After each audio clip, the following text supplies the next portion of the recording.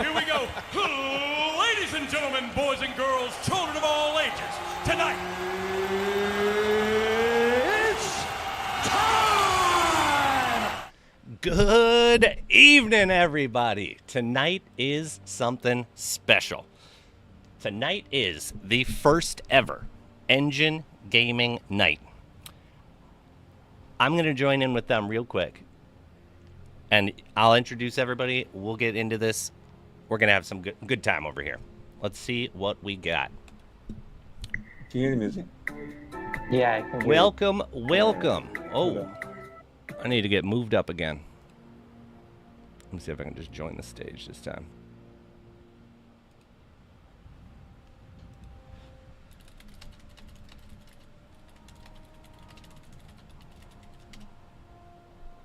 All right. Just un segundo here. We'll do another little intro here.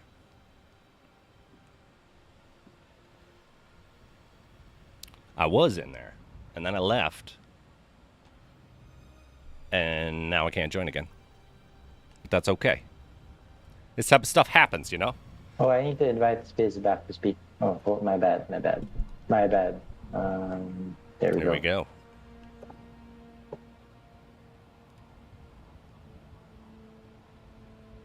Should be good now. You need an OBS to record, Jim. Yeah, I hit OBS record. It's working now. Okay.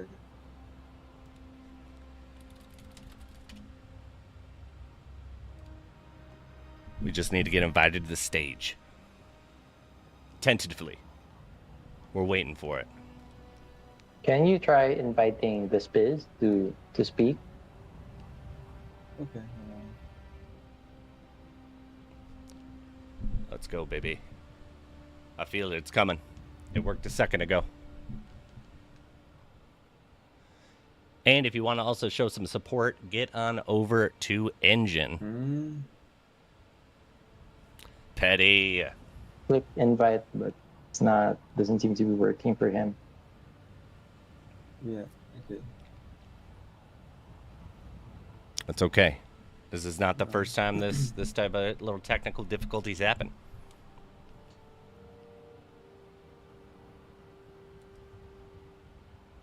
Just right click and then invite to speak.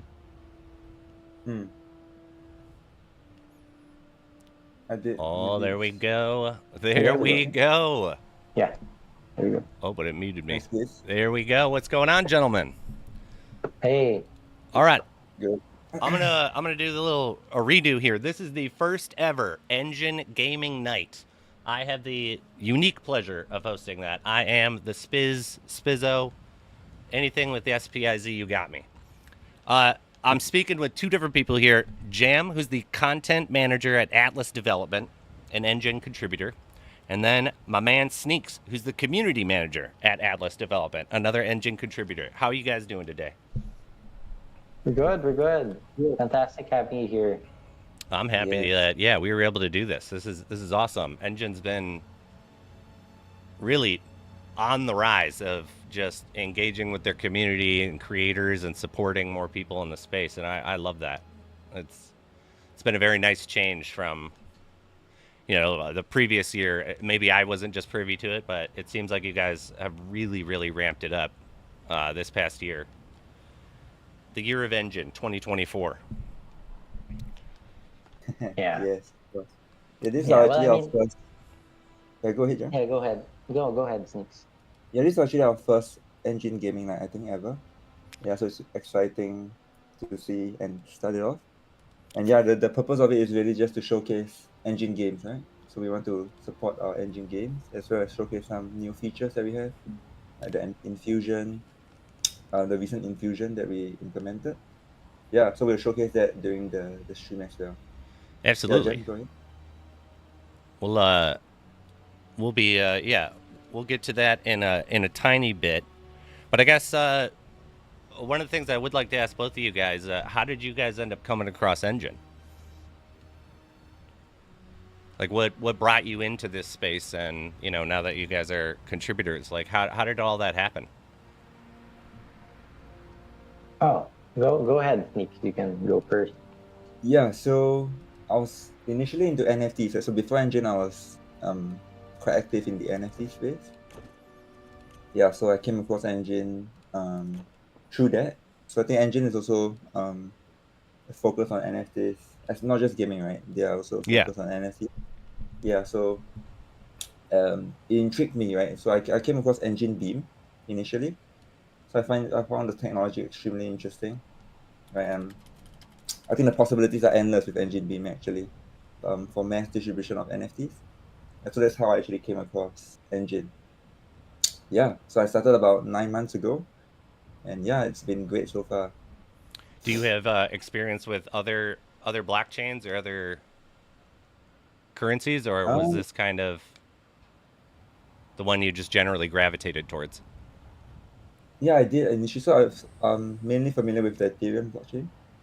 So Ethereum and the bigger ones, Ethereum and Solana. Sure. But yeah, um, I'm always on the lookout for newer chains and newer technology. So Engine is on the Substrate blockchain right now. We used to be on Ethereum last year, EVM chain, and we migrated to our own blockchain, like Engine blockchain last year. Yeah, so I thought that yeah, was exciting a times. very good move, in my opinion. Yes, The yes, gas fees were I've right.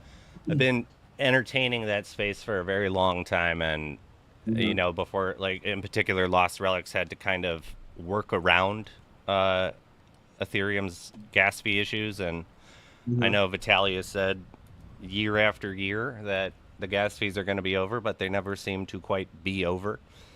Mm-hmm. And like, the in-game marketplace was a way to circumvent that type of hurdle that was being thrown at. Because, in particular, when I first joined Lost Relics, if I wanted a longbow, the bow maybe had been valued at, let's say, $8 at the time. It was going to cost me $40 in gas fees to facilitate the transaction, Crazy. and Yeah. regrettably, I did it, to multiple items, but at the same time, it was something had to give, and I thought Engine made a very good move with that one. Mm-hmm. Jam, how Yeah. did you? Oh, I'm sorry, Sneaks. Go ahead. Yeah. No, no, it's go ahead, Jen. Jam, how did you find Engine? Um, well, I've known about Engine for a few years now, especially during the 2021 period. But I really came across Engine through some events, events here in the Philippines. I met Oscar, who's the CFO, Chief Legal of Atlas, which is also an Engine contributor. So through him, I discovered Engine more.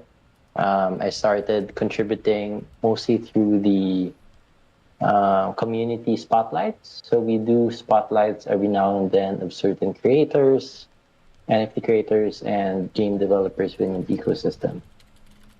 So I started contributing more this year.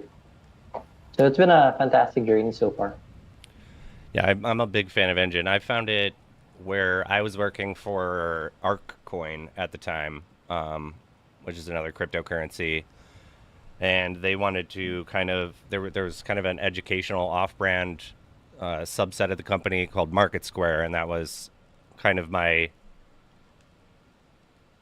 oh, I don't know why I just got kind of a little hiccup there.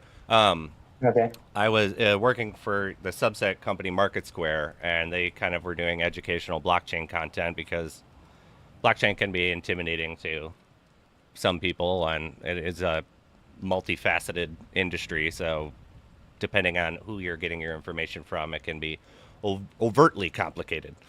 And so we were kind of dumbing stuff down and doing all that. And eventually they were like, well, there's, gaming's huge. There's a bunch of blockchain uh, gaming stuff. Like, why don't we start that out? And so I headed up that thing, and I was, a layman in it. I was, what are the top 10 best blockchain games, and kind of cross referencing from different websites and stuff. And one in particular that kept showing up on those lists was Lost Relics. And Lost Relics that introduced me to Engine. And at the time, there were multiverse items. It wasn't the newer rollout like you guys had done recently, which we will get into. But I loved the idea of I was always fearful of I'm going to spend money on an NFT and it's only good for one game. Let's say that game ends up tanking for whatever reason.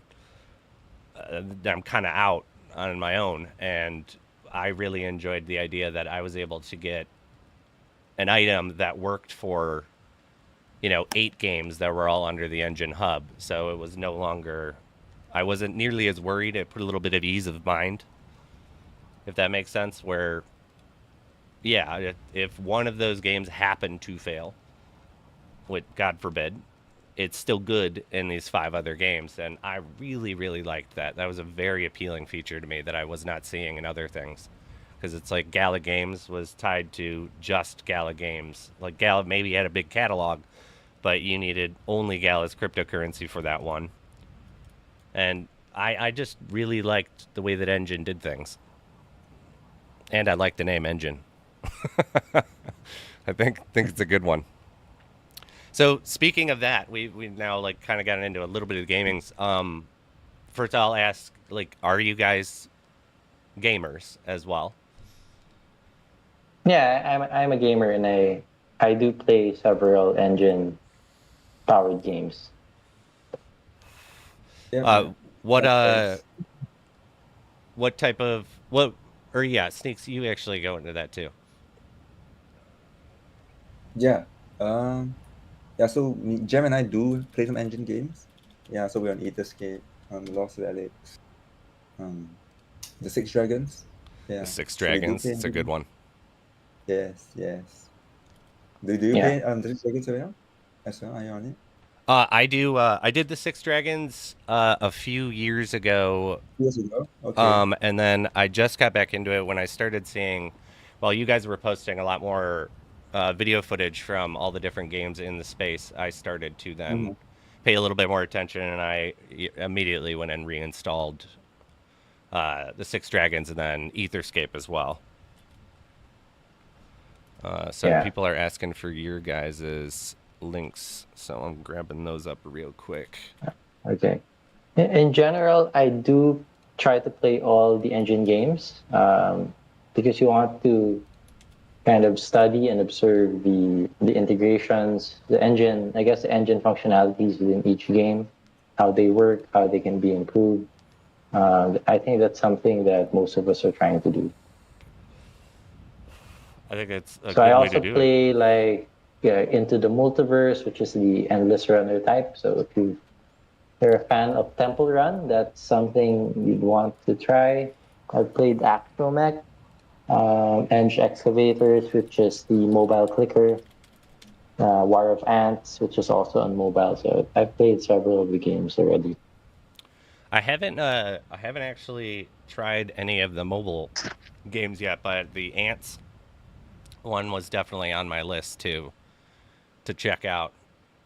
The Temple Run one, like I mean I would check that one out too. But the Ants one definitely seemed a lot more appealing to me. What would you guys say is your favorite Engine game currently? My favorite game? Yeah. We try not to, of course, play favorites, but I do love both Lost Relics and Escape. I like that. I'm obviously a huge Lost Relics fan. Yeah, I know you've been streaming for years. Yes, for a very long time. The game it's night and day compared to what it was before. It's like there have been things that were taken away, added, taken away again, brought back. It's yeah. Yeah. By the way, do you want to share your stream here as well, Oh sure. so that the audience can see it? I know you're streaming it on YouTube. Yes. I'm not really playing right now. I'll be honest. I'm kind of just Nice. in town. I'm more focused on YouTube right now. Yeah. So, oh, go ahead. No, I was gonna say, like, you've obviously been playing this game for years in closed access, right? Yes. And now it's finally opening its doors to the public on the 27th. Yes, On very Epic exciting. Games. Like how do you feel about that? Like, I was extremely hopeful because I randomly saw that the Six Dragons, like, it may not have been quiet, but it was quiet to me because I wasn't really in the circle of it.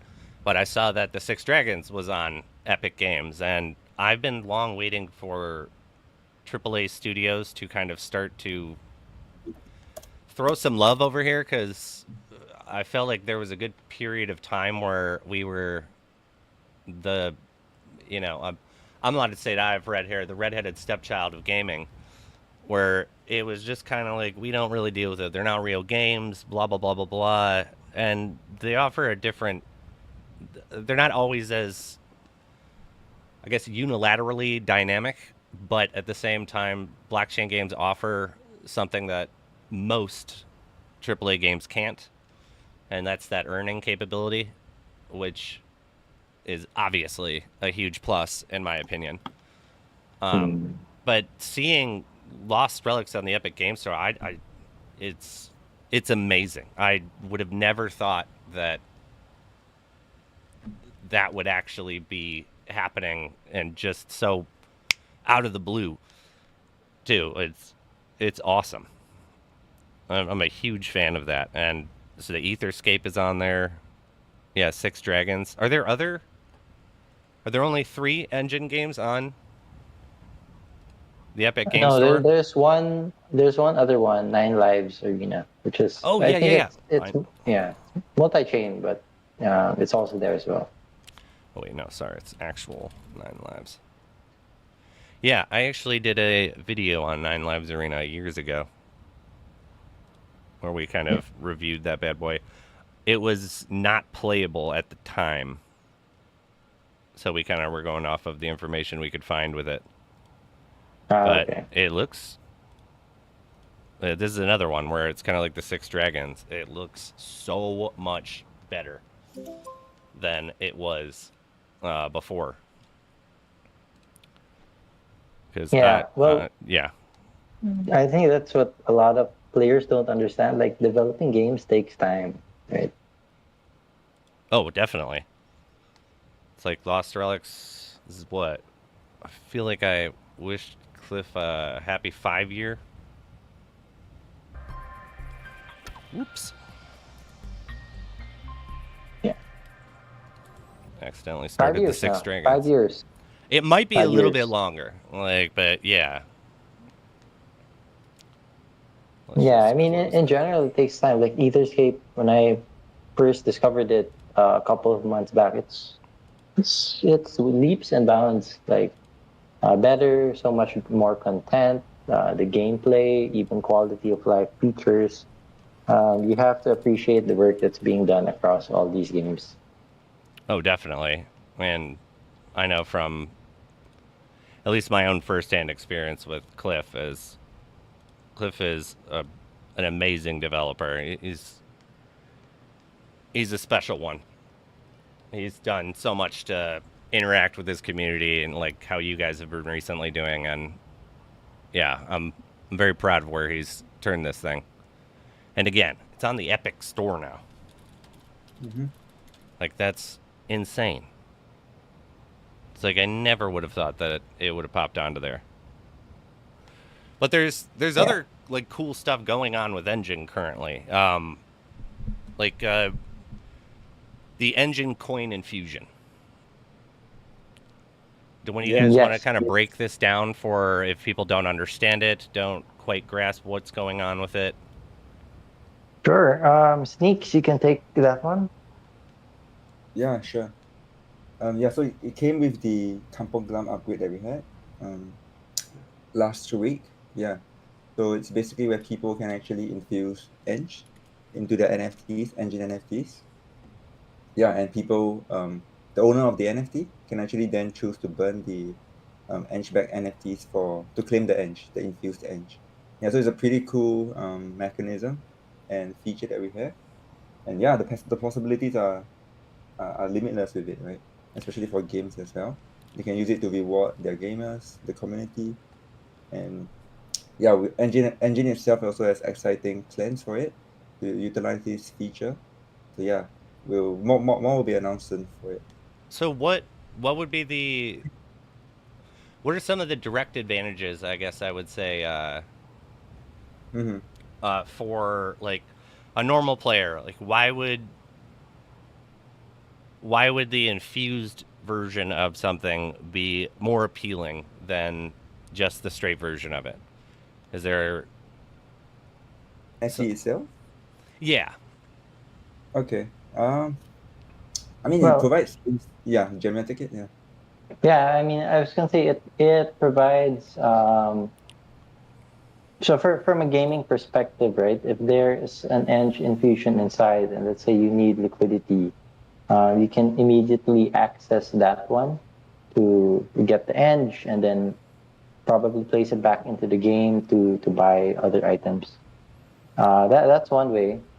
And are There also, would yep. you be meaning Go. like, let's say I don't want to use the item? Is that why I would want that? I don't have to go through selling it. Yeah, you don't have to go through selling it. Obviously, some gaming items like I have a couple of NFTs now that they're usable in the games, but maybe the secondary market is not that strong, so I wouldn't be able Okay. to quickly to sell that. So if I want to continue playing the game and I need some edge, then I can use this um, infused NFT to provide me with an immediate liquidity. Okay, I like that.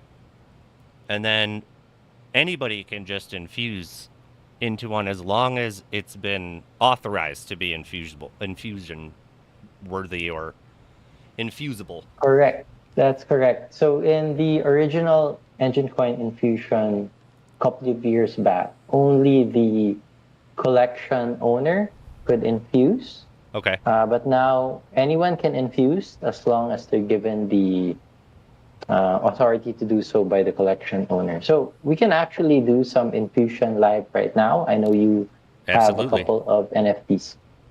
Mm-hmm. I've got some stuff pulled up here. Let me bring this guy down. This was one that you guys provided me. Let me try to refresh here. Thank you. My wallet is connected. So, I think the Elements 1984 needs to Yeah, be you wanna pull approved, that up on actually. screen? Yeah, here, let me switch these out.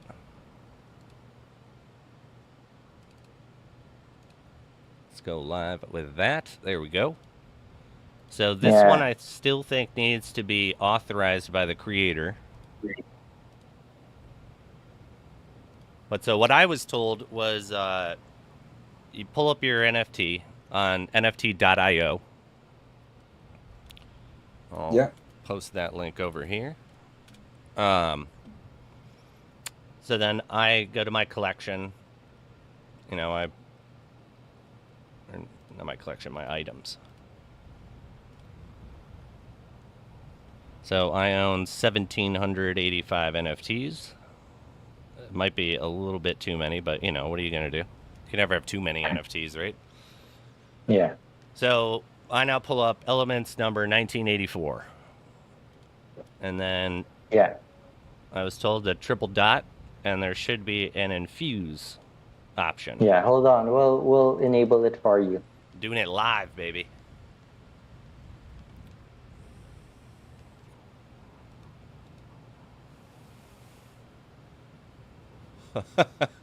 Bro, Miko, get Yeah, so out of here. Maybe we can go through your collection for now. Go to my Like, collection. what do you have to say? Yes. Let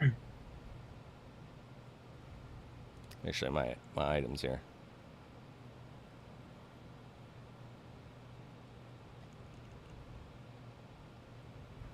I had quite a few custom ones made for.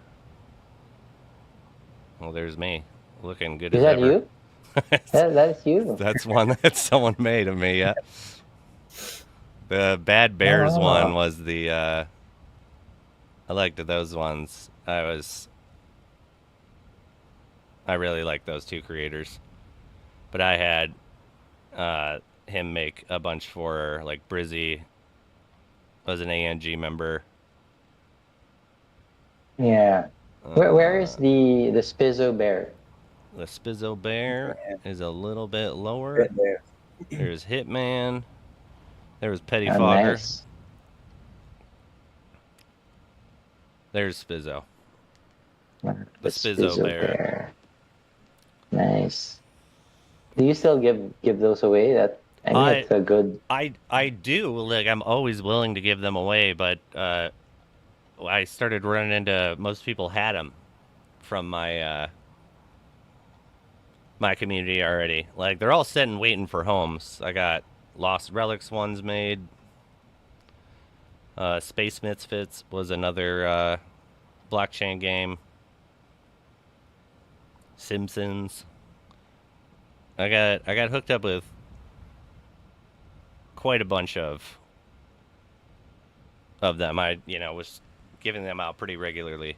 I ended up switching over to just giving straight Enjin.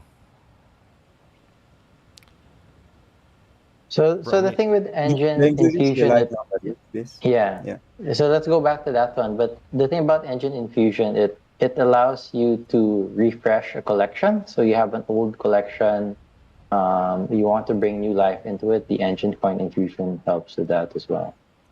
Okay, so it'll bring it more to the forefront and it won't get lost in the mix. Yeah, it brings attention back into it. Oh, there we go. There we go. So now we have Infuse Enjin. So yes, let's do this. Let's put 5 Enjin in. Infuse. Confirm. I assume I gotta do it on my app.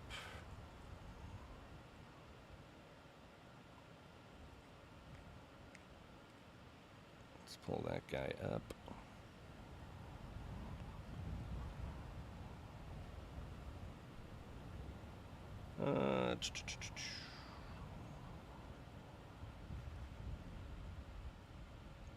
Well, it's connected. Yes, yes, yes. There we go. Continue. Confirm. And confirm. It's funny seeing you on YouTube typing on your phone trying to confirm it. So, it's a multifaceted thing. There's monitors everywhere. There's this guy. Yeah. Are you gonna? And there we go. It's underway, right? It's in progress. In progress. Should we do a giveaway now for this NFT to our audience? Yeah, why not? Yeah, why not? Maybe let's get them to drop their there you go. It's been infused. So then, where would I be able to see? In the details. In the details. Yeah, right there. There we go. Token infused. And what's that one going to do? The amount of Enjin infused onto this item. Burning the item releases the Enjin to the holder. And then you can just easily hit plus and add more to it. Exactly. That's pretty cool. So in this new upgrade, the sky is the limit, really. So before, once you infused, I think that was the end of it. But now you can keep infusing. Yeah, you can add on as much as you want. Black Minus Mafia asks, I'm still confused. What's the point of infused? So, like they were saying, there may be, or you guys go ahead. Yeah, it's really it's a different mechanic, right, of giving away NFTs. So, for example, this one, I guess infusing the Enj kind of gives it more meaning as compared to the non-infused one. So there's immediately an intrinsic value in it. If you want to burn it for 5 and get back the 5 Enj, you can immediately do that instead of listing it on the market. It gives you kind of like an option if you don't want to wait for the item to sell, you want some Enjin immediately. Or, if you don't have a use for it actually and you just want the straight Enjin, it allows you to get it almost immediately. That's correct. So as a game developer, I can see this being very applicable for, you can allow the supply to burn, which will allow the in-game economy to thrive a little bit more because the liquidity is going to be less, and then it gives the incentive to want to find those items potentially in the game. If you really want, like, in Lost Relics in particular, you could, I forget what they're called, the blue flowers that are worth, like, I don't know, 0.23 of an engine. It's like if you infused one engine onto it, it's like you can opt to burn it, which then will throw it back into the supply in Lost Relics in particular for most of the items that they do that with. I don't know if that's going to work the exact same. Yeah, it's a way to gamifying the game items, right? It gives the items a different sense of meaning and some mechanics around it. Okay. What else we got here? We've kind of gone over how a game or a creator can actually use this feature a little bit. Is there anything that you think that we haven't kind of gone over? Yeah, it's a nice gifting mechanic, right? So instead of gifting a person just the NFT profile picture, you also give them the NFT with an infused engine inside. So in a lot of people in the older engine fusion, they actually didn't melt their NFTs. It's more of a memorabilia at this point. They don't really melt it, but it kind of acts like I guess a artifact in time for them. Mm-hmm. Like it gives it a sense of meaning. So when somebody gives you an Eng infused NFT, you typically don't really melt it to get the Eng. Some of them really just keep it because it has a greater sense of meaning for them. Okay. Do we have any on there? So we infused a one. How do you guys want to do the giveaway for this guy? Yeah, so I think we got some matrix the wallets in the chat channel, and yeah, I'll be picking one soon. So if you haven't yet, make sure you leave your matrix chain address in the community hall chat channel. Yeah, we'll be picking one winner and from then them. they'll pick one. They'll shoot it over to me, and I'll shoot it right over to you. And then you can infuse any NFT. Yeah, as long as you have permission to do it. All right. Yes, as long as the creator allows it. Yes, correct. What else do we have here? You guys have recently launched a revamping or a new forefront of the multiverse. So, what is the actual origin of the multiverse? How did that come to be? With in your guys' words.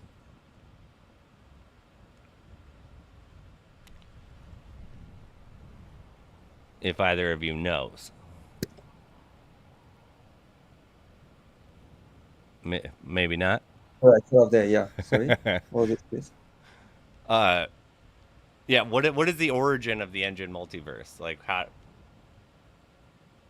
what was that whole mentality? Where did that come from? Yeah. So the multiverse is initially a campaign. The Enjin started like years ago, right? Back in 2018. Okay. So that's about 6 years ago. Yeah. So now we're bringing it back in a more like in a refreshed, revamped version, right? So the goal here is really to have an interoperable collection that can be used across all the Enjin games, right? That's the main goal here. So people can actually use these NFTs and unlock their utilities and their unique skills in the different games. So yeah, that's the main goal that we're trying to drive with the Multiverse Quest coming up as well, which is coming up in about 2 weeks' time on 1st October.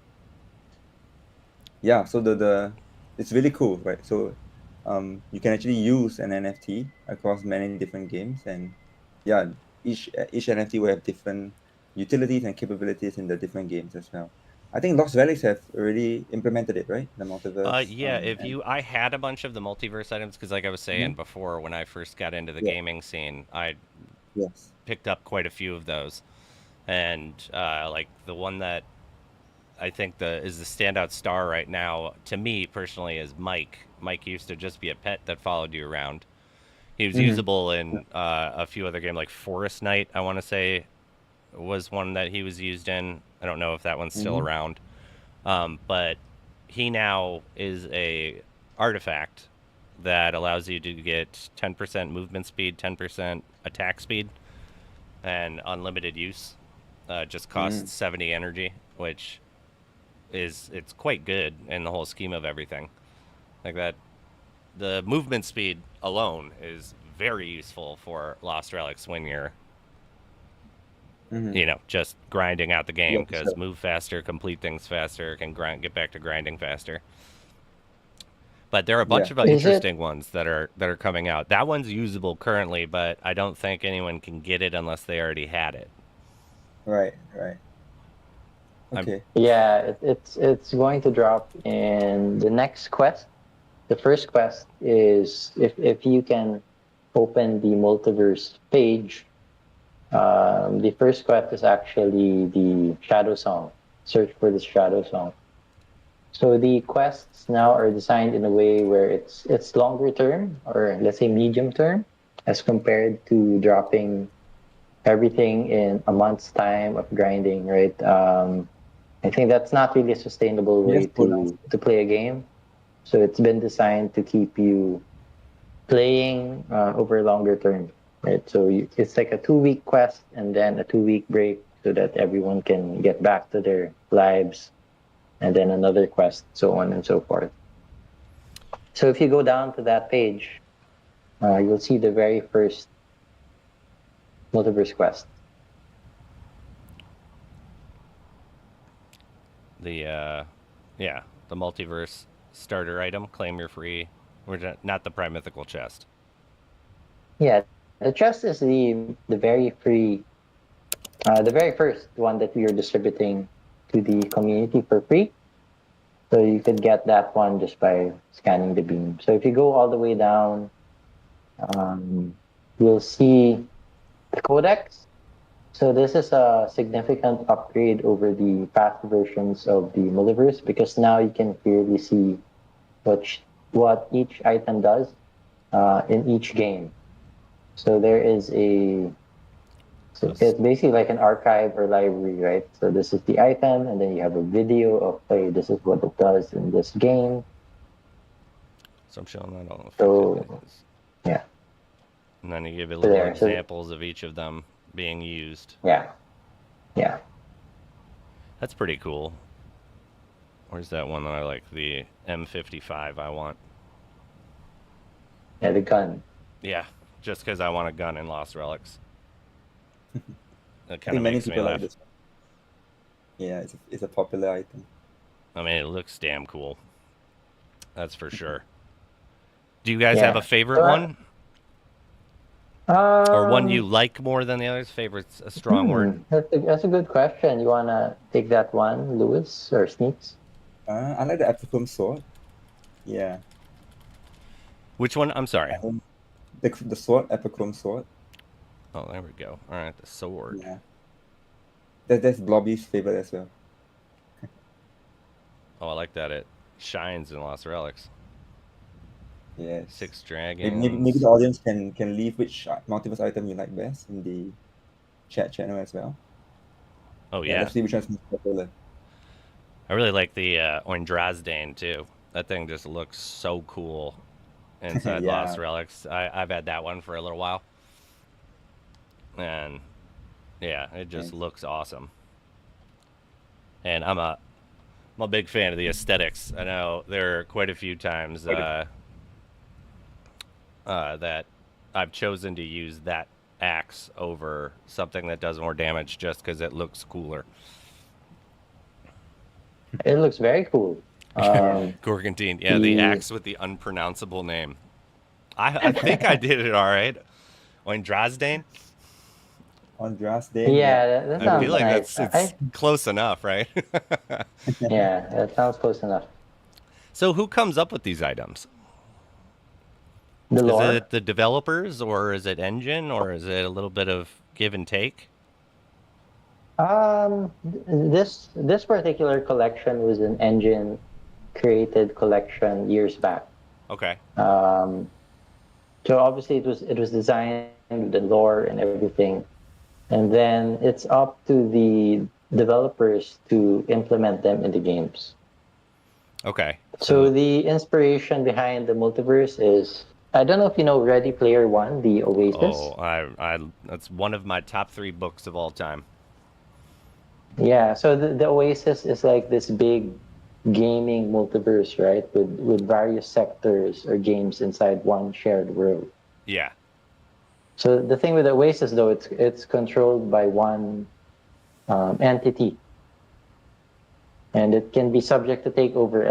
I didn't read the book, but I watched the movie, and somebody tried to take over the Yes. Oasis, right? Sorrento. Yes, that guy. So in this version of the multiverse, which is we're trying to improve on that, where you have various games. So we have now 12 plus games in the Engine gaming multiverse, and the developers control each of the game, but the players own the items and are able to share across that universe of games. Which, yeah, it makes it 10 times more appealing. Yeah. So the collection makes the shareability or the interoperability come to life, and it's a player owned interoperable world because you yourself, if you own the item, which enables the multiverse, then you're kind of in control of where you want to go, what you can do.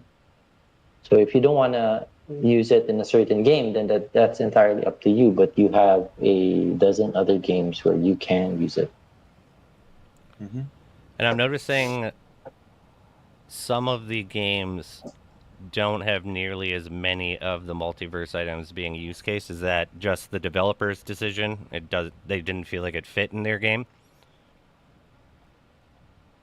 Like where you've got Into the Multiverse and Engine Excavators, Etherscape, and Lost Relics have a ton of these items as a use case inside of it, and then there'll be Axiomech, where there's only 4, and that's the developer's decision to decide which ones. Yeah, yeah. So I think they are also always working on integrating the items as well. So these are the ones that they have plans for currently. Okay. Yeah, but definitely I think we have plans to integrate the items as well. Or Yeah. is there Yes. any do you guys apply any type of like pressure on being like everybody else is using them in the multiverse? Or do you guys try to take a hands off type of thing where it's your game, you do what you need to do? Yeah, that's really up to them. Yeah, By the up Okay. to the way, game. Yeah, because Sneaks, we have a few of the audience who would like to speak. okay, hold on. Do we bring them on at this point, Michi and or Sam. Yeah. Let's bring Michi and Sam on board. okay? So Sam is of course the developer Yes. behind Etherscape, and Michiman is one of our favorite content creators on Yes, Twitch. correct. Hello. Welcome, Hey, welcome. yo, everybody. Oh my gosh, I have speaking privileges. I feel so powerful all of a sudden. It's time, baby. That's right. It's been too long before you and I got on a call, Spiz. All right. I know. This is a long time coming, actually. What's going on, brother? I mean, I can address that one a little bit in the sense that, like, as a developer, each item you want to put a little bit of love into, right? Like, Lost Relics is great. Like, each item has like a unique ability. It's got a unique effect, and that takes time. Oh, So definitely. I think different developers are going to have to take time as they ramp up. But we have a excellent team over there at Enjin that's like shepherding it, and SK or Simon, if you guys know him, he's Oh, yeah. been driving it forward. And so if you wanna participate in the questing system that they have, where people can earn new items in game by playing, then there are some requirements, like you need to implement the item that the quest is for instance, right? So basically, through that mechanism, people want to give away the items so they can so that players come and get them, and as a result, they'll implement them. So I think you will see these numbers growing a lot over time, like how many games are implementing which ones. That makes sense. And you got to make sure, yeah, that it fits in your game. Also, congratulations with the Epic Games.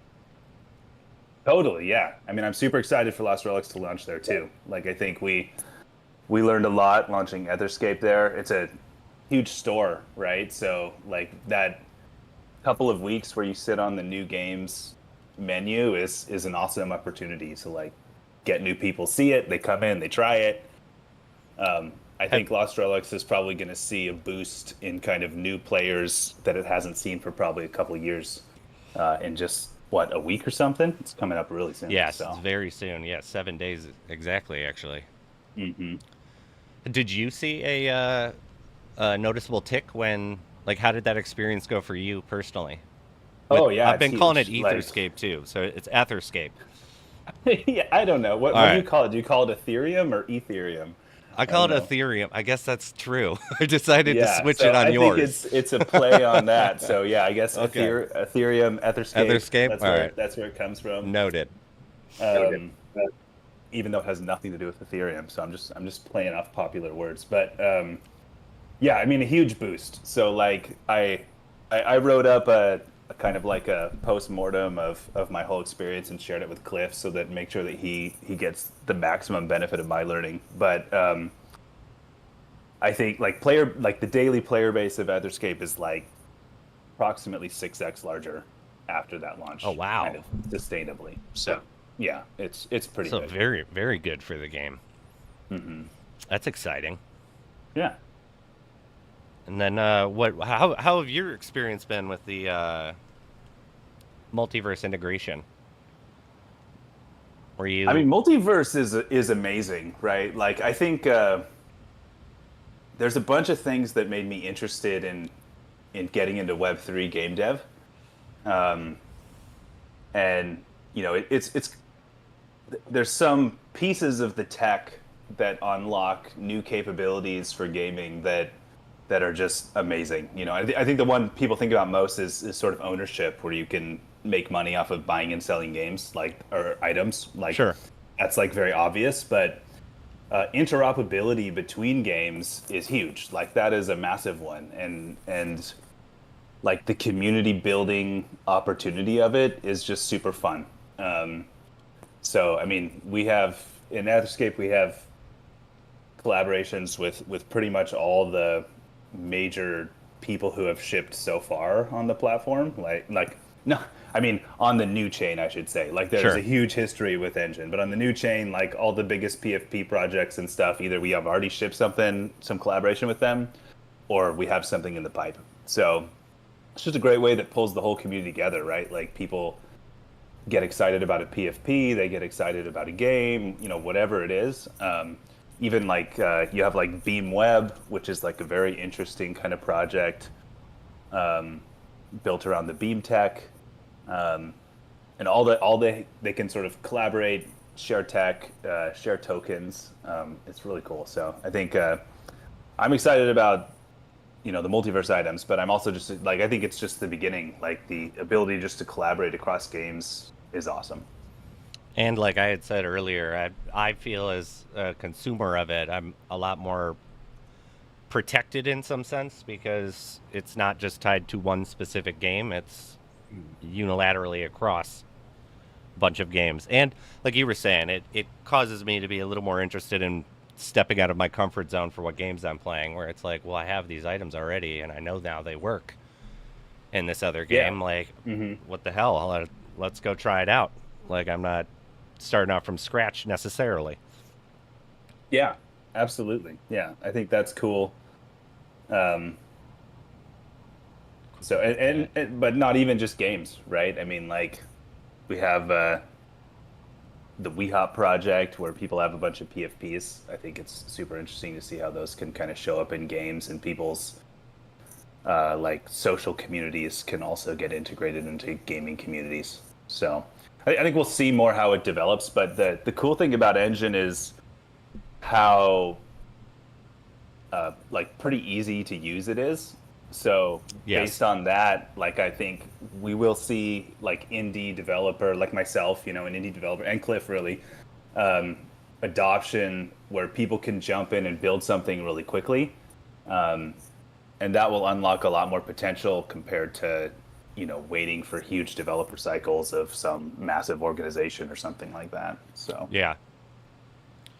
I feel like there are some. I feel like there's always been a way to make money off of like gaming with items. Like, I remember, being like a 12-year-old playing Diablo 2 and finding, yeah, I found what was the bow that knocked everybody back? The big famous one. I can't remember the name of the bow. It's been so long, but I remember finding that one and then selling it on a website, and there was like for like $100, and that was more money than I'd ever seen at that. I was like, I'm rich. Like I'm done, you guys. Like I don't need to work at all, like ever. Like I'm gonna be done with that. See, now I know how you ended up here as this Fizz. Like that was the moment where you were like, I know what I'm gonna do. I was like started dealing with that one, and I mean, you don't see as some of the ludicrous stuff where, sometimes there have been point in times where, like, apes where you got $750,000 for an ape, which ended up not being quite sustainable overall. Kind of unfortunately like crashed and Don't burned. tell sneaks. Don't tell sneaks. They're still cool art, but it's not like it was. But you've got other ones that are very surprising me, where you've got like Counter-Strike, where one just sold for like $2 million for an AK, and it's like I cannot imagine like that type of a situation. Hopefully things don't get that expensive, because who could afford them? But at the same time, it's like there have been elements of it, but they're not really encouraged by the developing market. And I do love the idea of with NFT gaming and blockchain gaming, it's it's an entirely different mindset that goes into it. I mean, the Counter-Strike one is interesting, right? Because it's not expensive to play Counter-Strike. No, it's like free. Everybody can go play and enjoy the game, and you have full access to the whole game, right? But then, there's some extreme players who are willing to compete over even something like a $2 million unique blue steel, blah blah blah. Exactly, right. And so I think that's super important. Is like kind of keeping the game accessible to where everybody can come and enjoy it, but then also having like sort of new opportunities for the people who are super into it to come and get the best stuff and like the coolest stuff or whatever. Yeah. And so I mean, that's a design principle that I run with for sure, like making sure that the whole game's accessible, but that there's something for the hardcore players that they can go engage with and feel like they can earn something. Because your stuff is cosmetic. It's not. Oh, no. It's not. Oh, okay. No, but it's just like it's about like it's not game breaking in the sense of like for instance, the equipable items are going to give you like a pretty serious jump start if you're brand new in the game. Okay. But they're not going to be good for you if you're like at the top tier of the game. Nobody at the top tier of the game is going to use them. So I got you. I think that's same with Lost Relics, right? Yes, like it is. They're uncommons, right? Yeah. So like if you're at the top of the game, you're not going to use them. But if you're coming brand new, you're going to be pretty happy that you have those, right? Oh, definitely. It's like though that Mike, he could be usable almost to the top of the game in Lost Relics, at least. Yeah. But no, I'm looking at some of these other ones here. Speaking of Counter-Strike, that was actually one of my starting points into Web3, because I did play CS:GO a lot, like over 1,000 hours in there, and I did not put really much money into the game, but whatever I had put, let's say like $50, had grown to a substantial amount. I think it's probably worth 10,000 now. Oof. But the problem is I have no idea how to liquidate these items properly, other than going through the gray market, right? So that's where the ownership part of the game's part of Web 2, the ownership problem of Web 2 starts to pop up. Like, okay, I now have this $10,000 collection. How do I liquidate it? And it's not the cosmetics. It's like loot boxes, a bunch of other items, like hundreds of items that just added up over time. Sure. That's what I love about Web3. Like, at the end of the day, if you're done with the game, you can probably take it out, liquidate it, so on and so forth.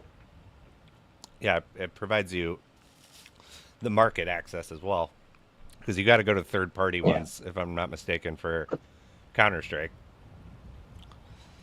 Yeah. Though I'm old, man. I'm just like, I started Counter-Strike in beta 5. Wow. Like long before it was even under, it was like a mod for Half-Life. Like before it was its own game anymore. Like I remember you used to be able to put scopes and silencers on every single weapon. You could have a Desert Eagle with a silencer and a scope on it. Not anymore, but you know. You're Those trying to times make have yourself changed. sound old, but I feel like you feel young to me. I'm like in my latter 30s. Okay, we might be the same then. Yeah, but yeah, no. I remember many years of pretending to go to bed, sneaking downstairs, and getting caught by my parents playing video games in the middle of the Snap. night. Be like, I Game what? over. I wasn't doing anything. I was just getting water in the computer room. My friend told me I could make $10,000 if I build up enough loot. Jam told me I could get 10 grand. Okay, Yeah. so it's kind of his fault. But yeah, no, it's been a long time coming in gaming, and I'm very glad that it's finally starting to birth, and particularly like I was saying earlier with Epic Games, a AAA studio finally, allowing some of this more of the stuff onto their platform. Because I'm pretty sure Steam was gonna do it at one point, and then all of a sudden was like, nope, we're done. We're not, because there were a bunch of blockchain games on Steam's like coming soon thing, and then one day they were all gone, and Steam was like, we don't want to mess with this. Like, take your business elsewhere. And I have no idea what happened because I didn't really care what Yeah. Steam thought. I just I don't knew know. what ended up I feel happening. like they must have seen dollar signs in their eyes, right? Because they've had their kind of item trading platform on Steam Yes. for a long time. That they want to realize the Web3 vision through their centralized approach, where they take a cut of everything. Which is not unreasonable if you're the market incumbent and have all that power. But Yeah. I think it just doesn't provide what Web3 provides, where two developers can just link up and decide, hey, we're gonna make everything interoperable between our games. Actually, We that's don't a need Steam. great We don't point. need anybody. It just works. Yeah. Without having to go through some centralized permission that makes it work. There's no hoops to have to jump through. Totally. Yeah. That's a great way to look at it, because I'm never going to find an item in Diablo and have it work in, I guess, in World of Warcraft. Sometimes that's actually true. But they get you on buying their stuff, where it's like, we'll give you a pet that's across the board for everything. But yeah, it's like I can't find an item in Diablo 4 and have it work for Counter-Strike somehow. Like some cool cloak, and then be able to wear that in the game. But yeah, and especially with Enjin, you kind of can now. I'm trying to think here. So one of the things I did want to ask too of Jam and Sneaks was the chest, the Primythical chest. Where'd you come up with that name? Why, and was there any significance to that, or was it just because it sounds cool? Because it does sound cool. The entire it does sound cool. But the entire lore was developed when it was first launched in 2019. Okay. I think the designer at the time disappeared for like 3 months, and came back. What do you mean disappeared? all the- Like he got kidnapped? Disappeared. No, he just like went down, put his head down to work for like three whole months, and then came out with this whole collection of multiverse items with lore and design. Okay. Yeah, That's so kinda it cool. was an intense process back then. Of course, now you can probably ask ChatGPT, hey, ChatGPT, That's true. create a lore behind this particular item. But back then, you really had to get down and dirty. To do the real pounding the pavement and coding it out instead of Good the, old the chest AI. was designed, I think, yeah, the chest was designed to be a starter item, right? So you can see from the design compared to the other items as well. It's a bit different. It's a bit more basic. Sure. So it's really a starter item for all um, the new gamers to use across the different games. Yeah. Oh, look at it in the town. I was laughing when it first was like kind of announced and stuff. Mhm. I obviously had like immediately redeemed it and had it linked to my account, and it showed up in my because right now in Lost Relics you can see it in your Yeah. stash, but you can't use it. And something happened where I was able to open it. And so I was like, every day, like, even if I can't play, I'm going to log on and open that thing and get more of these coins. And I was singing its praises, like, everybody make sure you do this, like, every day. And Cliff popped in and he was like, how about that? Like, that's not supposed to be a feature right now. And they're all getting taken away. I was like, oh, come on. So close. It's like, I didn't even open it. Don't even look in my account, Cliff. I don't have anything in there. It's fine. But yeah, I'm very excited for that on October 1st for this whole. How long is this? Is this gonna run? Like 6 months? Even longer than Yeah. that? Yeah. So each item will be a month. The quest will last for a month. Oh, so it's gonna be Yeah. like a year. That's kind of awesome. Gives everybody Yep. something to work for, and I like the time frame in between them. So it's like I can get what I need done in Lost Relics, then go to Etherscape, then go to the Six Is it- Dragons, then go to whichever one I would Yeah. want to after that. We're all teamed up to make it hard on you, Spiz. What? How dare you? There's a special there's some special code that if your name is Spiz when you log in, then it gets harder. Well, I had I'll do it again. I had when we were launching the Market Score Gaming thing, I had a separate account called Totally Not the Spiz. And I would comment and post constantly on it, be like, I don't know who this guy is, but he's great, like, blah, blah, blah. And it was like, you have to stop doing that, Spiz. I was like, it says it right there that it's not me. So I don't know why you guys are talking to me about this. I don't know who that is. I can't stop people from doing what they do. So that's what I'll sign up for Etherscape as Totally Not the Spiz. And security circumvented right there. You found a way around my whole plan. Okay. It's like, yeah, though. I like that, though. Gonna make it hard on you. Like, what? Come on, man. Should be cool though. Like I think the way it's structured is that basically the quest lasts half the month, and then there's a break, and then the next one starts. So there'll Yeah, it'll give everybody. always be something to look forward to in that regards. Yeah, no, I'm very excited for the rollout to start. And then Enjin, you decided the rollout date, obviously, and everybody was, make sure it gets done from your developers by the 1st. Yeah, and I mean, you also want to give time to the game developers to implement and work on their games, right? Because I mean, aside from the multiverse quest, they're also working on the game itself, releasing more content, fixing bugs. Sure. I know Sam is always dealing with bugs. What? But No. you want no. Not in Etherscape. There's There's never no been such a thing bug. as there's never been a bug. It's always been copacetic. That's funny. Yeah. Was there any But no, significance to Space, October? it's gonna be hard. It's gonna be harder on you. Not you, but you're going to Someone have to be like, what choose the hell did I do? or make. No, you're gonna have to make use of your time efficiently because the quests run for 2 weeks, right? And it's Sure. across all games. So you're going to have to manage like how much time you spend in each game to balance out the rewards you can get.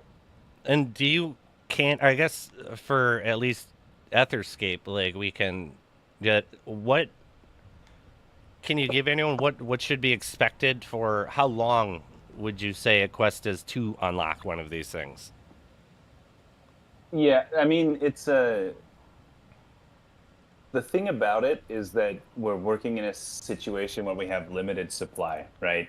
Sure. I think Cliff is excellent at this. So he shared a lot of insights with us other developers about how to handle the situation. But so in the case of Etherscape, we have 50 Shadow songs to give out, right, to kind of control inflation on the items. So the quest is designed to try and reward the players who are the most engaged over the quest period, right? So in our case, what we're having, the event's called a tear in the multiverse. So as you're just going around playing the game, these rifts will open up and like new enemy types will spawn out of them, and you need to fight through it and close the rift.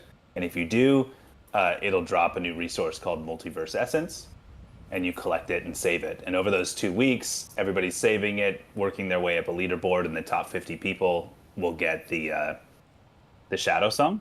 Okay. Which is of course the ultimate prize you can win. But there's also like some other ones as well that aren't quite as enticing, but still have lots of utility to them. So I think there's like 50 or 70 Oindrastains and then like 100 Archspires. So like around 200 people are gonna walk away with something like some multiverse item from Etherscape. Okay, that's pretty cool. Who made this axe? I was laughing. The axe that no one can Somebody pronounce. from like Norway or something, right? It must be. I've been saying Oindrasdane, and then, like someone in my chat was like the axe that no one knows how to pronounce. Like Gorgandine said it, and, Organdine. and he's like, yeah, like that one. It's like, yeah, it's like I need like a phonetic pronunciation for half of this stuff. Odane. The Odane, baby. Drop the middle, yeah. Drop the Odane. I like that, actually. Definitely makes it sound a little more badass. That's for sure. What's your, I mean, if you were going to have one of the items in your game, what's the one that you want the most? That to me? Yeah. Oh, I see. I mean, I've got almost all of them in the game already. Oh, if I had one in my wallet. Yeah, you're yeah. saying? Like if you were a Oh, player, I like what also would be have the one almost all of you them in my gravitate? wallet. I'm missing a couple. What am I missing? I think maybe I don't have the mask or something. I think I'm missing like 2. But I actually use the Starbow all the time in game because I'm the epitome of the sort of saying that developers are terrible at their own games. Like I'm not very good at Etherscape, so like my gear sucks and I'm underpowered against all of the elite folks that play. So I just have to like use the multiverse items and stuff to even get close. So yeah, Starbow I usually have equipped on my guy. You don't have like there's nothing anywhere you're like, I'm the creator, like suck on this. Like I got everything in the game. Like I do have like the earth shakes account. as I move. Yeah. I have a test account that I use for my testing that I just gen the items for. So there's like the rarities in the game. Like most people are gathering legendary items, which are pretty hard to find. But then there's sacred legendary, which are like 100 times more rare. And there's something called ascended legendaries, which are even like 100 times more rare than that. I think there's only 2 that have ever dropped so far. Both to you. No, neither to me. But Sure. my test account has all ascended legendaries. Oh, yeah, there we go. So he's the so boss hog. He goes in. yeah. And with that, I'm almost as good as the best players in Etherscape. Yeah. That's funny. Yeah. It's like, yeah. Now, what is it? I would imagine I would do it like, I don't know. Did you guys ever see Tron Legacy? The movie? Yeah. So yeah, when, totally. when Jeff Daniels' character like walks into the bar and the one dude describes, he's like, everything changed. He's like, I feel like my hubris would get out of control if I was making a game and I had a character in there. I would be like, yeah. It's like the world sets fire every time I log on. I really should have my own, custom skin or something. Like Oh, right? that, You could be like Anorak Anorak the Powerful from Ready Player One. Totally. But then I'm like, okay, I have 2 or 3 hours to write code right now. Do I make myself a custom skin or do I go write this feature that everybody's begging me for? I guess I better go write the feature. I say one day you get quote unquote sick, and then all of a sudden you have a. That's right. Yeah. You have an I'm not awesome feeling skin. so well, and then I am. Sorry, merged, guys. Right? I just trucked through it. I was in way more pain. then it wasn't that beneficial. And you're over here just cranking it out like, yes, I'm going to give myself that too. And a cloak that takes up 14 No, squares. No, I'm gonna show up in game with my little avatar here from Discord, the sneaks blob that I got. So Oh, there we that's go. gonna be my new character. It'd be like a little bunny centurion. That's right, exactly. I like that. How come Etherscape's the one where the bad bunnies are usable in your game, right? Yeah, yeah, the wee hops. Yeah. Yeah, the wee hop. Sorry. Mhm. What how did that all come about? Like The collection. yeah, Yeah, like go ahead, did you Sneaks. like You tell us. where did the inspiration with that, and then how did the whole idea of transitioning into Etherscape? Because it's the only Yeah, one, yeah. right? So it's yeah, it's the only one for now. For But, now. yeah, Sam definitely has plans for more. Yeah. But what But yeah, was the the collection. inspiration for that? Yeah, so it came about as the first sort of PFP collection, I would say, Okay. on Enjin. Yeah, so I it's actually worked with another artist, a custom artist, to actually develop the collection. Yeah, so it's basically just bunnies hopping around. That was the goal. And yeah, we hop because it's a cheesy slogan. Yeah, but I think the idea essentially was to hop to the top in a sense with the engine, right? We want to bring engine to the top. I like that. Yeah, and we want to hop together to the top. Yeah, so that's where we hop came about. I'm a fan of But that. yeah. So I- essentially, it's a PFP collection of sorts, and since then we have seen numerous collections come about. Yeah, so the most recent one was Elements, right? So it's part of the Creators in Residence program, where we actually curate and actually guide creators to create NFT collections on Engine.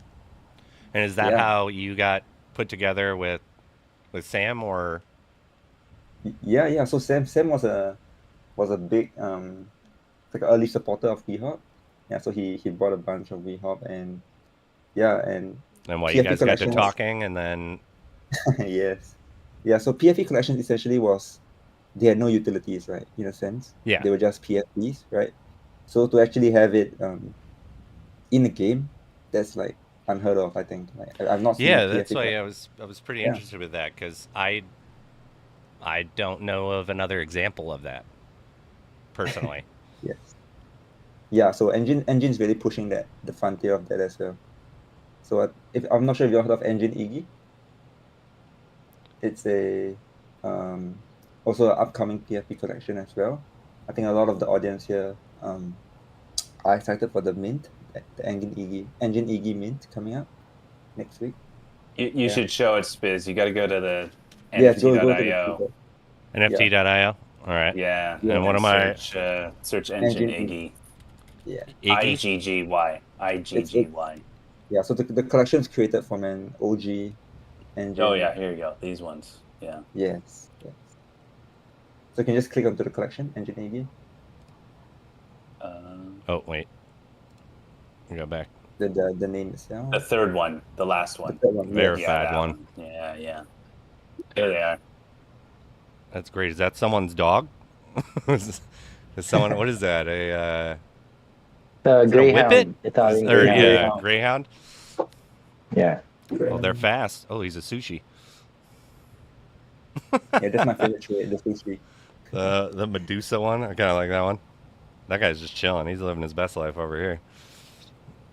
Laser So eyes. these ones will be similar to WeHop in that like this will be a pet in Etherscape. So if you hold one of these, instead of having a bunny, you'll have a greyhound dog pet. But there's two properties that are special to Etherscape. So if you see, like, let's see if we scroll, eventually we'll find one. They're a little bit rare. Okay, so that one there, if you see 908, that armor there, yeah, that's called Etherscape armor in the properties. So that one, it doesn't yet, but it will eventually unlock something special that I cannot disclose yet. Oh. But so those ones will have something special for them. And then there's one other called the Imperial Oh, the top left one, the number 999. So that one also is Etherscape related. So it will have something special in game. So I think there's like maybe 30 of the tokens between those two. So it'll be pretty rare. And you said, when did these launch? On the 28th, so one day after Lost Relics. So you'll be sleeping. Oh, that's maybe, I can power through. Oh yeah, you can go 2 days straight. Depends on the payout of it. So if I'm going to get something real good, then, Yeah, who knows? You never know, man. I'll just be cranky around the house. My wife won't like it, but I'll win her back. I'm a big fan of the dogs anyway. I feel like we got to get, someone's got to talk to Scotty then with the Bad Bears and get him. Yeah, where's Scotty, man? In on this type of stuff. I love that guy. Cool thing about this one is that they've set up their own like tech stack for minting it. So there's there's a website that will open on the 28th. Okay. Where you can basically go link your wallet and then you basically mint them one at a time and you get a random one. And there's nothing there's no favorites to anybody. So everybody has the same probability when they mint. Kind of like that. Yeah. So I don't know. I'm a little worried for my own bags what's going to happen on the 28th, but we'll see. I think it's going to be fun. I think it's going to be super fun to kind of discover them one at a time as you go. You can check the minting site, Spiz. It's enjin-iggy.com. It's very unique. It's one of the first implementations of that kind of minting process on Enjin.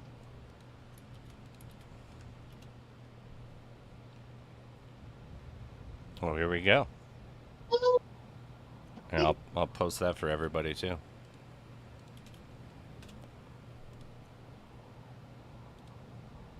What we got? Iggy exclusive collection, 2024 celebrate Enjin community. What's with the why Iggy? Like Iggy Pop? Some hard rock? I don't know, man. We don't have the creator here. We don't know. Give me some speculation. I feel like it's got to be the name of his dog, right? That's got to be, yeah. That's got to be it, yeah. Or at least I would hope so. Yeah. Little pup named Iggy. Yeah, and the mint is cool as well because he actually collaborated with other projects, Enjin projects. Yeah, so holders of Weehawk, Etherscape, the Beam Club, Enjin Beam Club, and Enjin Excavators, they all get discounted mints. Oh, that's cool. So that's cool. And Legacy Iggy holders. So actually, this is Iggy's second collection. So he had a collection prior to this. Maybe you can go back to NFT.io. You can show the old collection. Just go back. Oh. Yep, that one, the pixel one. The pixelated pup. Yeah, the pixelated. Some of them Iggy. are pixelated. Some of them aren't. Yeah. That's So interesting. there's a variety of it, yeah. Yeah, so these are the legacy Iggys. Sure, this one's AI generated. Yeah, it might be AI. Whereas the new one is hand drawn. Yes, yeah. Oh, there's still a sushi one. Do Yeah, you so guys the traits are also inspired from here. do you guys have any opinions on the idea of the AI making them as opposed to do you guys care? Gonna get philosophical now. I mean, I just view like the pixelated ones. I don't. It doesn't seem to like bug me as much as it bugs some people, and but I do have to say that I would prefer if I'm going to like support your art and stuff that you're not just typing a command prompt and being like, boom, like, look at what I did. And it's like, all right, if I could do it, I don't really believe it's really art anymore. Cause sure. Yeah. It's like, I want to see stuff I can't do. True. Yeah. But I but I know. think these ones are- for this collection, he gave them all away for free. So That's you know, great. I mean, you know, like they're trading for some floor price here, but yeah, I'm I also mean, it not wasn't talking like bad about the creator. Like, more power to you. You do what you need to do. Like, anything to, get ahead these days. But I do have to say, I do like the art style a lot more on these ones. yeah, totally, yeah. Mhm. And I think that somehow translates when you're doing it and actually creating it yourself rather than the AI doing it. Hmm. Though some of that stuff is getting a little too advanced too quickly. Yeah, I think it's. I mean, my day job, I work for Microsoft in actually in AI. Oh, do you? So, yeah. So well, I should now I have Traitor! to be No. careful. Now I have to be super careful what I say because Sure. everybody You got will interpret it NDAs. in some way or another. Yeah, yeah. But I think it's super interesting. Like I totally empathize with the side of, there's these amazing artists. They've worked their whole life to produce, to hone their skill, and now you have something in a computer that can do something maybe not as good, but it can reach close, in 30 Yeah. seconds. And Right, yeah, which is like, 500 oh my gosh, like what times does quicker. that mean for like humanity, right? Like it's a pretty intense thing to kind of ponder over. On the flip side, as kind of a tool, when you're a creator or a builder, I think it's pretty enabling in cool ways. Like I think like most of the stuff, like there's nothing in. Actually, there is a little bit. Like some of the item icons in Etherscape are like initially AI generated, and then I tweak them to make them good enough. Sure. But very little. But for like promotional stuff, like where hey, I'm just gonna write a blog post, and I want a cool image at the top of the blog post that says like hey, that gives people an idea of like what this is about.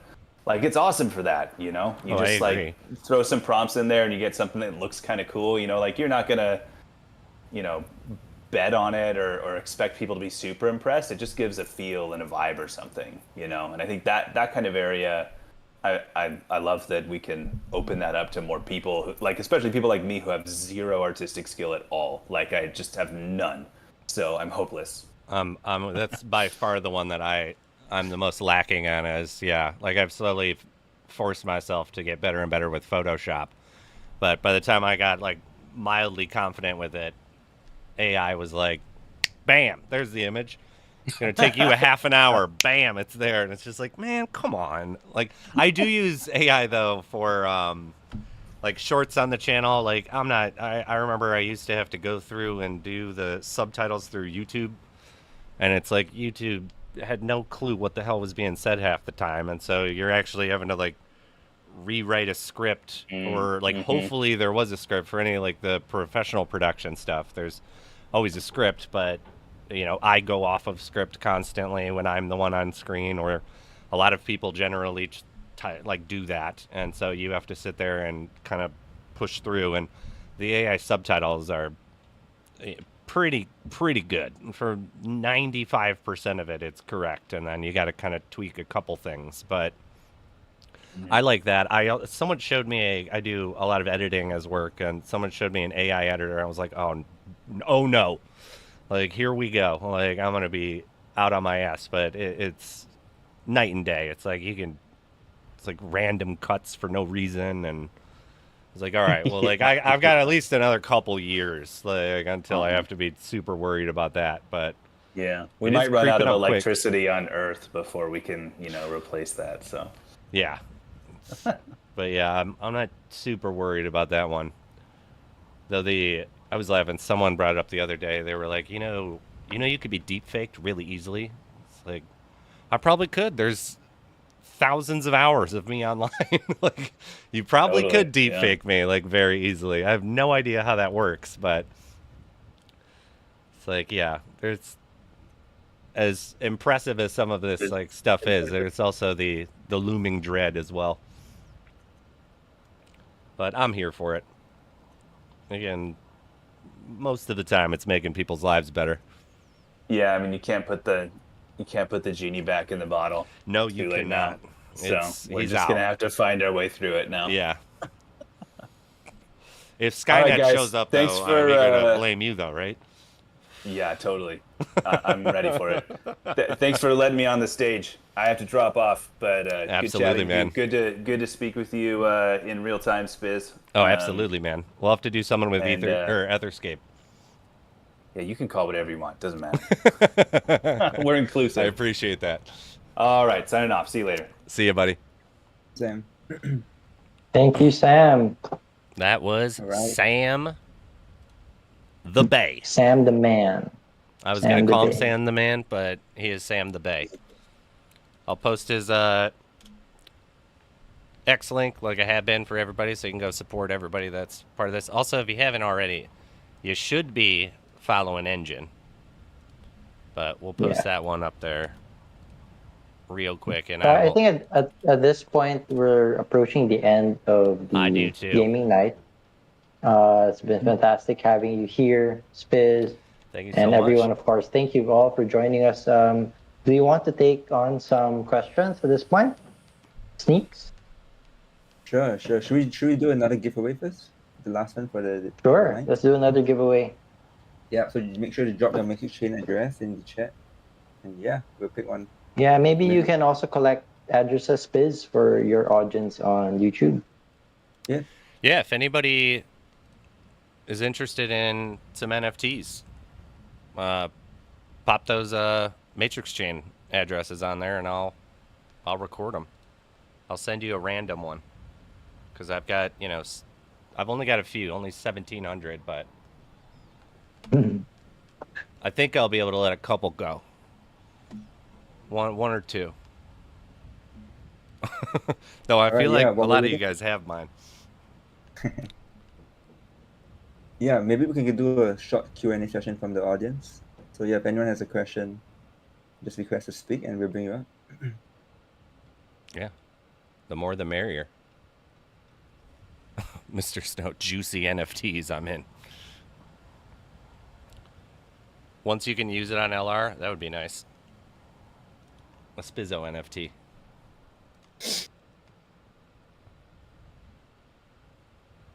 Oh, we got someone here. Oh, Hello, how are you? Good, how you Good, doing, good. man? Good. Just actually had a comment to the AI discussion a minute ago. I run a project on Enjin, small project called The Squirrel. And if you were go on our Twitter, in our profile, in the description, it says, "No AI, my nuts are 100% all natural." So we were talking about AI and artists who might be suffering from the AI revolution. Sure. But I actually have a flip side to that. We're actually seeing it help artists who still draw by hand. And in this example, when we issue our NFTs, we purposely leave human mistakes inside. We don't go and look through the art with a microscope and try to fix every nook and cranny. We just throw it out there. Okay.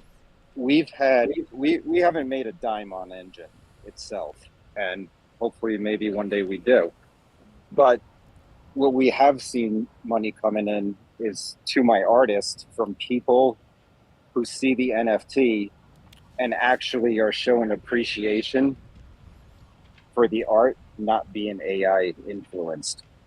So the more AI there's been, he's actually seeing people go up to him and say, "You don't use AI? That's incredible. Hey, I actually need to have a job for you. I need you to design these mugs for me. I need you to help me come up with a t-shirt design."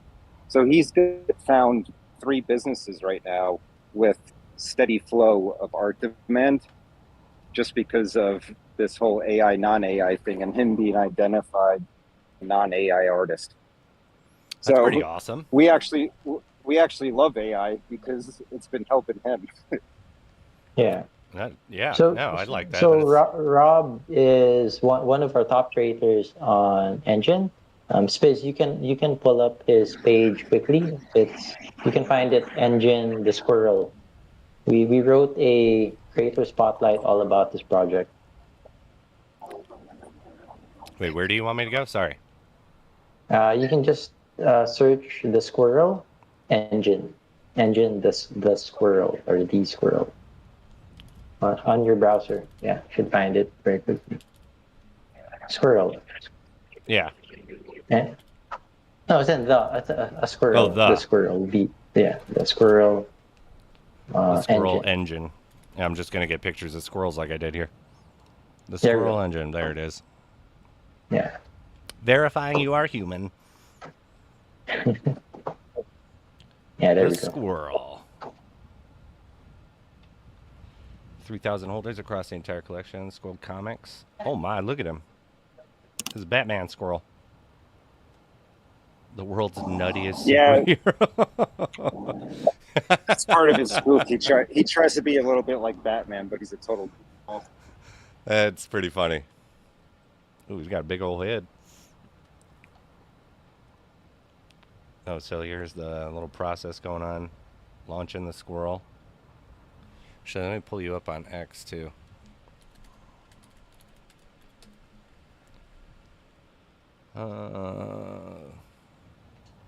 So, Squirrel Rob, feel comics. free to talk more about your collection. I know you have physical copies also that are available for shipping, right? Yeah, we started delivering physical copies not too long ago, and right now, what I did was I'm kind of an amateur when it comes to building a bot, but I was able to build a bot on Telegram, link it to a certain NFT that if you owned, we would ship you a comic. And I ended up shipping this comic out to about 10 different countries, which was pretty cool. The shipping process international is absolutely insane, but we got it done.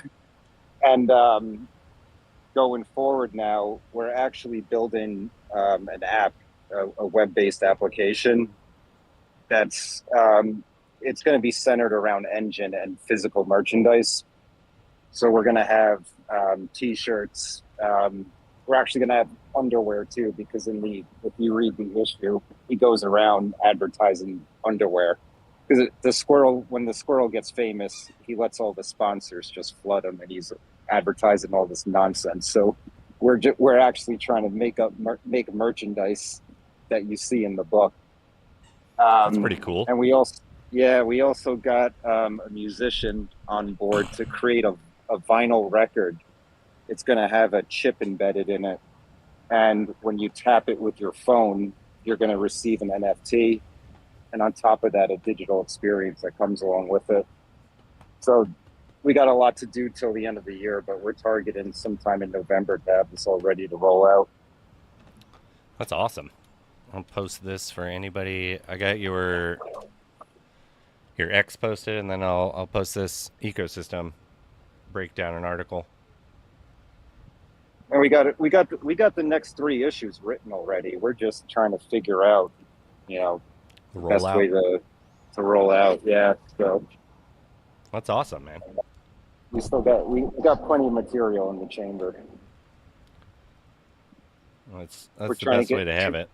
Because trying to use the app to get the audience involved too. We're actually going to have contests. We'll put you as a character in the book, or we're going to actually have certain storylines that the audience can vote on. If you own our NFTs, you can actually go in and that's awesome. Click a vote to how the story's going to go. It's like a choose your own adventure book, but a comic book. Yeah. That's sick. I like that. That's unique. Or at least to me in the space.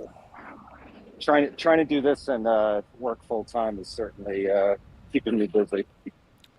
Oh, I can imagine. I know from experience juggling a bunch of these things. We're men of many hats. Yeah, exactly. I like that though. The license plate. Yeah, he gets smacked in the ass on that when somebody runs him over. It looks like he's getting ready to get him smacked there. So he realizes his adopted parents are the ones who hit him, because he realizes it's imprinted on his ass. That's good. And then these are, anybody can follow you and then read through these issues. Yeah. They're available on our just go on there and scan them. We drop them in the theme. They're all in the theme club too. Yeah, here we go. Fueled by Engine. Let me read the comic. Spitfire was nice enough to put them all together, so we just pinned that on our Twitter. So you have every single page for Claim right up top on our Twitter. That's awesome. Yeah, what? I posted it on there if anybody's interested in that one. The second one is just a breakdown, but you will be able to find some of their socials on there. But the first one, the X link, is going to be where you're going to want to, and go give them a follow. The rat.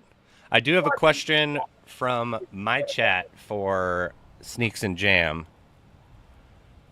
Mr. Snow asks, will all items across Multiverse have reduced usability, like an epic item on Etherscape is a common on Lost Relics? Example, the Epichrome Sword.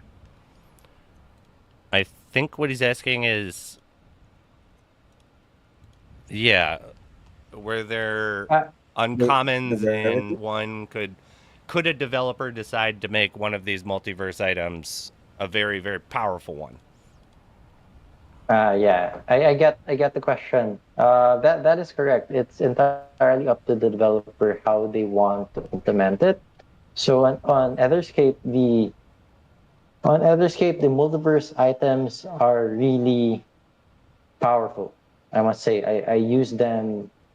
Not all of them. I don't have all of them myself, but I use them daily. Like the, I think it's the Aeon Clips key, which gives you like a greater elite spawn rate. I use that every adventure. On Lost Relics, it's a bit different because I think Cliff has designed that specifically for the upcoming Epic Games launch, right? Because we're expecting a huge influx of new players, and the multiverse items there are one of the ways for a new player to really get blockchain items. Okay. Yeah, I can see right now with the Aeon Clips key, it's, on Lost Relics, it's summon 3 level 9 Gloom Ghouls for 30 seconds, and then on Etherscape, it's elite spawn 10% increase. So I can see how that's going to be much more useful, because I assume the elites then drop better gear. Yeah. So yeah, I think the answer, Mr. Snow, is yeah. It's kind of left up to the developers, and they're choosing.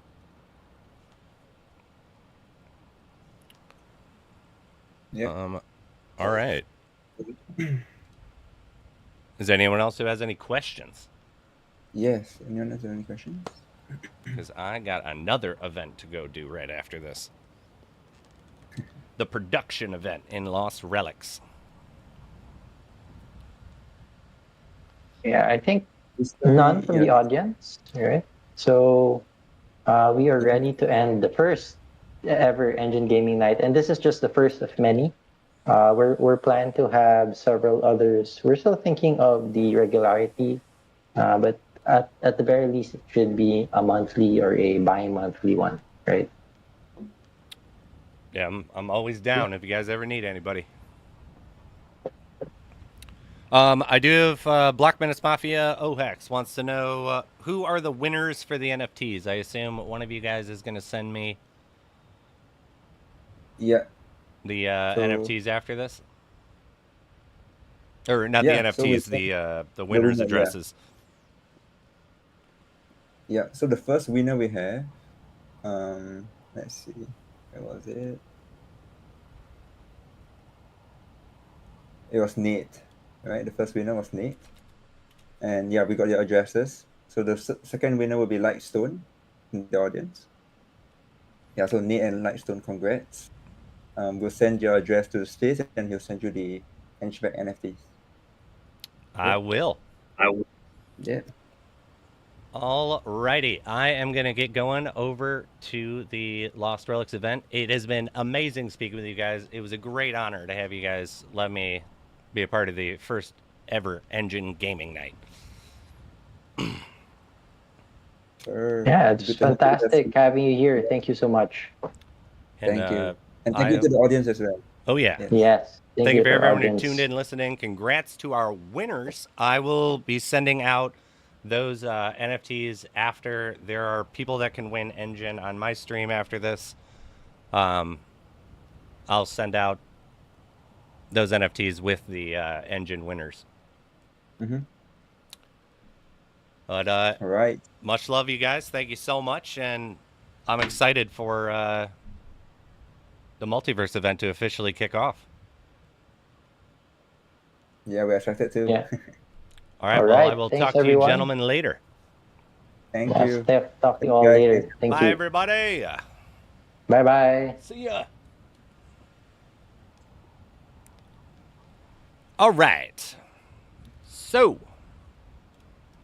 we are done with that one. This one's still going? All right, WeGraph. I got the next one. All right. So, here's what's going to happen. I am going to end this stream. I'm going to start another one. Right after this. Because I figured this should be its kind of little standalone thing. But I'm immediately going to start another one. So, just hop right back on. I'll post it in the game. And we'll go back to business as usual with Fiat's event. So, I'll talk to you guys in un segundo.